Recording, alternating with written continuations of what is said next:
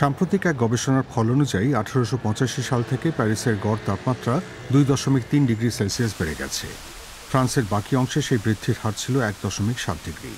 তাই পৌরসভা এখন শহরটিকে শীতল করার লক্ষ্যে কোটি কোটি ইউরো বিনিয়োগ করছে।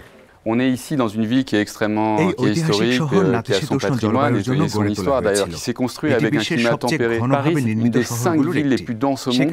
On a un effet d'îlot de chaleur urbain qui est beaucoup plus fort que dans d'autres territoires qui sont plus étalés. On a déjà une baignade qui est ouverte au bassin de la Villette, Paris-Plage. Il y aura 3 sites de baignade dans la Seine, débitumer massivement le territoire parisien pour retrouver de la pleine terre, permettre à la pluie de s'infiltrer et finalement avoir une ville আমরা সংস্কারের মাধ্যমে public ভবনগুলো insulate করছি।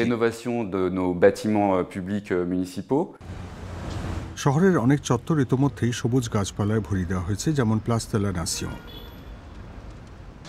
প্যারিসের দক্ষিণের এই round অ্যাবাউটটিকে urban ফরেস্টে রূপান্তরিত করা হচ্ছে, কারণ গাছপালাও শহরের তাপমাত্রা কমাতে সাহায্য করে। সেই সঙ্গে সেন নদী শুধু খোলা আকাশের নিচে সুইমিং পুল হয়ে উঠছে না, এখনই সেটি শহরের উত্তাপ কমাতে অবদান রাখছে। সেই পরিবেশ বান্ধব কুলিং সিস্টেমের নাম ফ্রেশার দ্য পারি। মাটির নিচে পানির পাইপে সেই নেটওয়ার্ক শহর জুড়ে 700-এরও বেশি ভবনের ওয়াটার টিউব সিস্টেমের সঙ্গে যুক্ত। সেই প্রণালীর অন্যতম প্রধান প্ল্যান্টে গেলে বিষয়টি সম্পর্কে ধারণা পাওয়া যায়।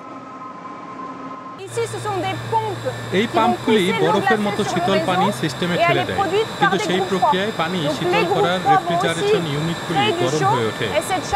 সেই উত্তাপ সেন নদীতে বিলীন হয়ে যায়। প্রচলিত শীতাতপ নিয়ন্ত্রণের ইউনিটের তুলনায় এই প্রণালী চালাতে অর্ধেক পরিমাণ বিদ্যুতের প্রয়োজন হয়। তার উপর সেই বিদ্যুৎ সম্পূর্ণভাবে পুনর্ব্যবহারযোগ্য জ্বালানি থেকে আসে। সৌর প্যানেলই মূলত সেই বিদ্যুতের উৎস। বর্তমানে সেই নেটওয়ার্কে 90 কিলোমিটার দীর্ঘ পাইপ ছড়িয়ে রয়েছে। আগামী 2 দশকে কোম্পানি পাইপের দৈর্ঘ্য 3 গুণ বাড়াতে চায়।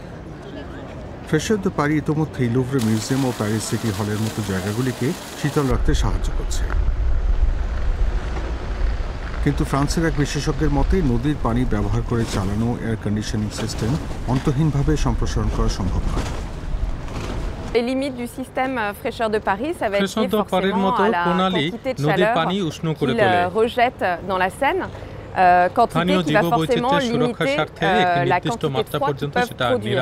Donc forcément, si on veut aller vers une systématisation peut-être un peu plus importante de ce type de système, il faut limiter la climatisation à certains bâtiments. ভবিষ্যতে ফ্রেশার দ্য পারি প্রণালী স্কুলগুলির সঙ্গে সংযুক্ত করা হবে। কয়েকটি স্কুল ইতোমধ্যেই আরও সবুজ সড়ক ও পথচারীর জন্য নির্দিষ্ট এলাকার সুবিধা ভোগ করছে। সেই সঙ্গে গোটা শহর জুড়ে রাজপথে গাড়ির অংশ কমিয়ে সাইকেলের ট্র্যাক আরও বাড়ানো হচ্ছে। কিন্তু বাইসাইকেলের এমন রমরমার ফলে সবাই মোটেই খুশি নয়। এর ফলে ব্যস্ত এলাকায় যানজট বাড়ছে। অন্যান্য পরিকল্পনাকে ঘিরে বিতর্কের মাত্রা কম, যেমন নতুন এক ইনস্টলেশন যা প্যারিসের উত্তরে স্বল্প আয়ের পাড়াগুলিতে ছায়া দিয়ে মাথার উপর কড়া রোদ থেকে মানুষকে রক্ষা করে। সেই ছাদের নিচে 10 ডিগ্রি পর্যন্ত শীতল হতে পারে। আমরা এখানে নতুন এক স্প্রে ফাউন্টেন বসিয়েছি। প্যারিসে গ্রীষ্মকালে উত্তাপ বাড়লে এমন সব পদক্ষেপ ভবিষ্যতে আরও জরুরি হয়ে উঠবে।